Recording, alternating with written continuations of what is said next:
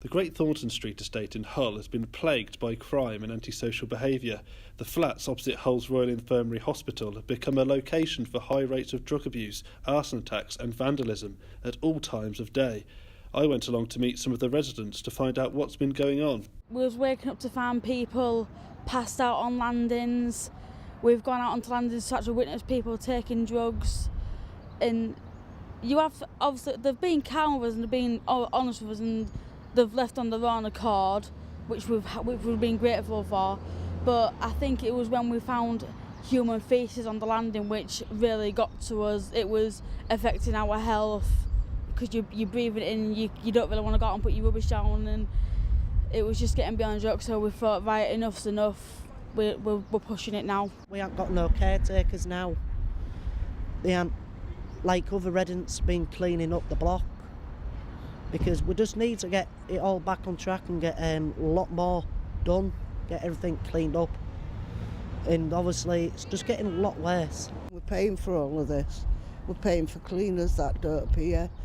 You walk into the block, you smell urine, faeces, human, as well as dogs and anything else. A group of residents decided enough was enough. They met with police and Hull City Council 2 weeks ago to set up a new neighbourhood network group. I asked one of the group's founders, Abby Ness, what inspired her to act. We just thought, no, we're not standing down anymore. That's it.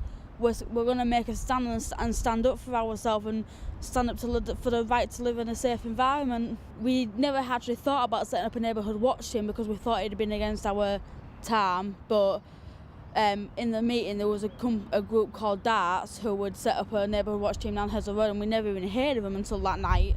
And it was them who inspired us. They actually inspired us to set up the neighbourhood watch team, and we was happy about it. We're hoping to get it all together and get everything back on track and sort everything out. Like, get the caretakers back and make it more safe to live than just being in a dump.